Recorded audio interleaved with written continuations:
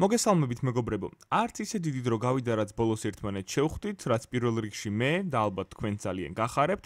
წინა ვიდეოში ვისაუბრეთ ჯეიმს განის სუპერმენზე, ვისაც არ გინახავთ ეს ვიდეო, ამ ვიდეოს ბოლოსაც ამონათდება ეკრანზე და აღწერილობაშიც დაგიტოვებთ ლინკს. დღეს კი მინდა გესაუბროთ კიდევ ერთ ფილმზე, ამჯერად მარველის ფილმზე, რომელსაც ყველა დიდი იმედებით ველოდებოდით და როგორც იქნა გამოვიდა. ეს არის ფანტასტიკური 4-ეული პირველი ნაბიჯები. ეს ფილმი გახლავთ ფანტასტიკური 4-ეულის რიგით მესამე წარმოჩენა კინოეკრანებზე. მე ვიტყოდი, რომ მესამე და ყველაზე წარმატებული, რადგან ჩემი აზრით ამ ფილმით მარველმა ნამდვილად გააცოცხლა ყველასათვის საყვარელი ბავშვობის გუნდი, ფანტასტიკური 4-ეული. ბევრი რომ აღარ გავაგრძელოთ, მოიწონეთ ვიდეო, გამოიწერეთ არხი და შევუდგეთ საქმეს.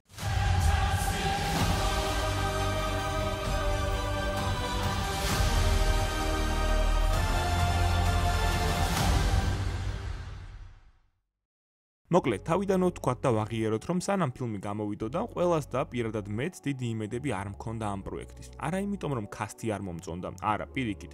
ჩემი აზრით, ამ ფილმის კასტი ერთ-ერთი საუკეთესო, რაც მარველს ბოლო ფილმებში შემოუთავაზებია.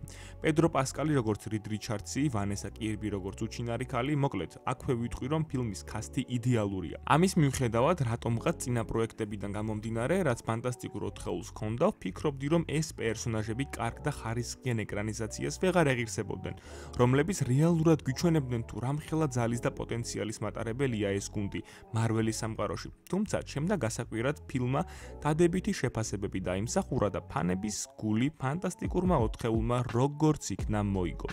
ფილმის სიუჟეტი ცალსახად კარგია, მაგრამ არ მომეწონა ერთი მნიშვნელოვანი დეტალი, რომელსაც მოგვიანებით აუცილებლად კარგად ჩავშლი განხილვაში.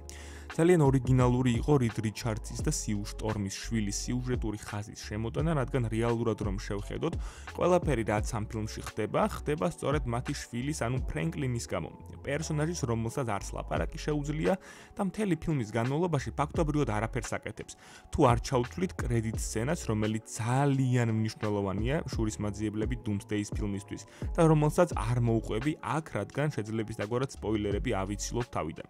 როგორც თავად ფილმის რეჟისორი განმარტავს, ფილმმა ორიენტირი აიღო სამყაროში უძველესი და უახლესი არსების ურთიერთობისკენ. უძველესი არსება ეს არის გალაქტუსი და უახლესი არსება ეს არის ფრენკლინ რიჩარდსი, ანუ რიდის და სიუს ახლად დაბადებული ბავშვი. ერთ-ერთი საუკეთესო ნაწილი ამ ფილმისა არის თავად ფანტასტიკური 4-ეულის ურთიერთობა. მე პირადად ყველაზე მეტად ამ პროექტში დავინახე თუ რას ნიშნავს, როცა გმირები ერთმანეთს ექცევიან როგორც ოჯახის წევრებს და სამყაროში უახლოეს ადამიანებს.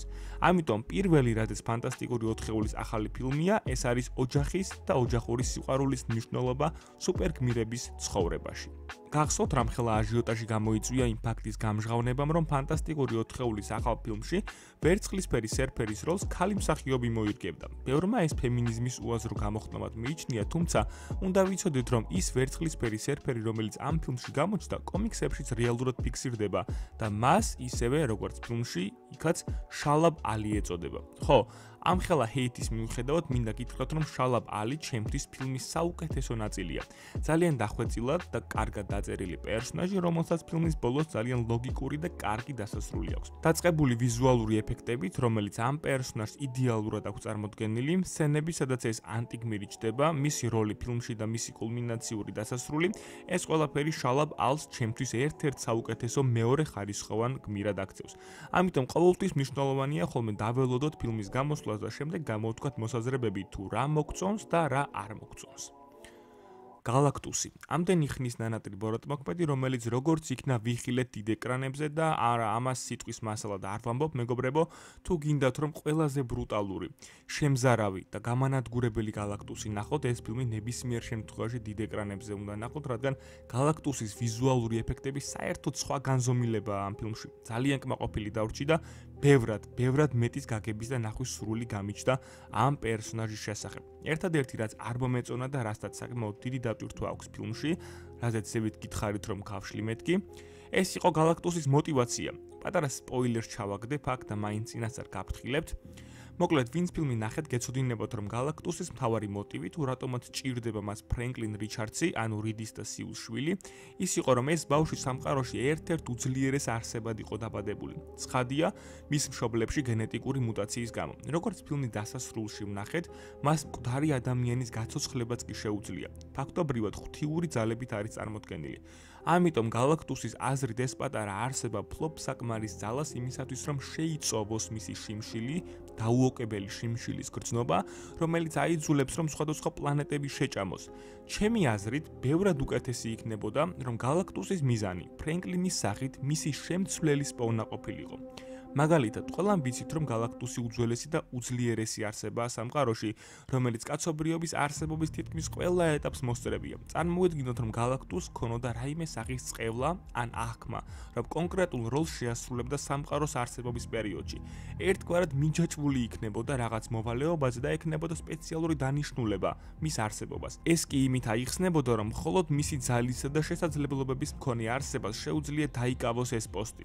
სწორედ ამიტომ იწყებს იგი ფრენკლინის მოსაპოვებლად ბრძოლას, რადგან როგორც გავიგეთ, ეს პატარა არსება უკიდეგანო ძალას ფლობს. ფრენკლინი galactus-ის ერთგვარი ხსნა იქნებოდა იმ როლისგან, რომელიც მას სამყარომ არ გუნა.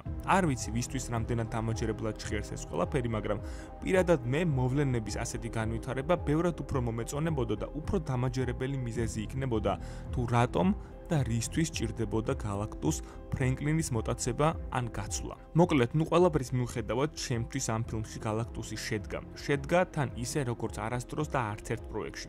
ახლა ვისაუბროთ ფილმის კრედიტ სცენაზე, რომელიც ძალიან მნიშვნელოვანია Marvel-ის მომავალი პროექტებისთვის და უფრო კონკრეტულად შურისმაძიებლების მომდევნო ფილმისთვის. როგორც ფანტასტიკური 4-ეულის კრედიტ სცენაში ვნახეთ დოქტორ ვან დუმი, რობერტ დაუნი ჯუნიერის შესრულებით, რაც ოფიციალურად დადასტურდა, რომ ამ სცენაში ნამდვილად ჯუნიორი იყო მანტიის მიღმა, აკითხავს ფანტასტიკური 4-ეულის თაუერს და ინახულებს უკვე გაზრდილ ფრენკლინ რიჩარდს, რომელიც როგორც მახსოვს უკვე 4 წლის არის ამ სცენაში. ამ პატარა, მაგრამ ძალიან საინტერესო ეპიზოდმა რამდენიმე მნიშვნელოვანი მინიშნება მოგცა, რომელიც შეიძლება Marvel-ის მომავალ პროექტებს უკავშირდებოდეს. პირველი, რომ დოქტორი დუმი Doomsday-ის ფილმში წარმოდგენილი იქნება სწორედ იმ დედამიწიდან, რომელიც ფანტასტიკური 4-ეულის ფილმში ვიხილეთ. ვინც არ იცით, ამ ფილმში მოვლენები ვითარდება დედამიწა 828-ში. ეს არ არის ის დედამიწა, სადაც ჩვენი ნაცნობი ძირითადი მოვლენები ხდებოდა Marvel-ის ფილმებში. შესაბამისად, როგორც Thunderbolt-ების კრედიტ სცენაში ამბობენ, განზომილებად შორის ხომალდი შემოიჭრა დედამიწაზე, ანუ ფანტასტიკური 4-ეული თავისი განზომილებიდან გადმოდის შურისმაძიებლების სამყაროში, სადაც ისინი შეხვდებიან Thunderbolt-ებს და სხვა გმირებს.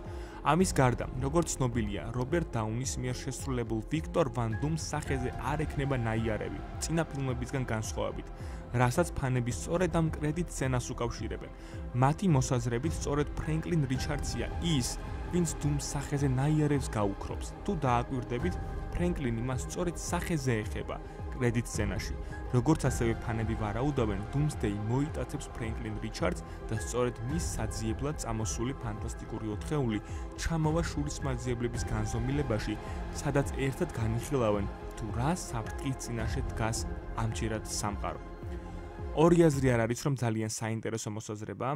წინასწარ ვერ ვიტყვით, თუ რამდენად ახლოს არის ეს მოსაზრება რეალობასთან, თუმცა ერთი რამის თქმა დაზუსტებით შემიძლია. Marvel-ის ფანების ცხოვრებაში იწყება ახალი ეტაპი, როდესაც ჩვენ ზუსტად ისე დავიწყებთ თეორიების, მოსაზრებების და ისტორიების აგებას, როგორც ამას უსასრულობის ომის და Endgame-ის ფილმის მოლოდინში ვაკეთებდით. ეს იყო პერიოდი, რომელიც ყველა Marvel-ის ფანის ცხოვრებაში დარჩება როგორც განუმეორებელი მოვლენა. იმედი მაქვს, Doomsday-ის ფილმიც მოგცემს იმის საშუალებას, რომ კვლავ ასეთი ემოციებით და ვნებით დაველოდოთ ჩვენთვის საყვარელი გმირების გამოჩენას. დღეისათვის კი სულ ეს იყო, ჩვენ შევხვდებით მომდევნო ვიდეოში, მეგობრებო, ახალი იდეებით სულ მალე. მადლობთ, რომ მიყურეთ, დროებით. We're in the end game now.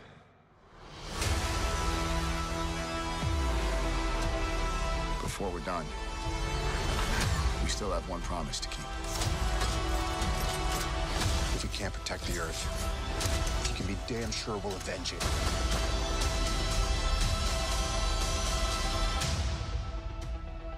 Whatever it takes.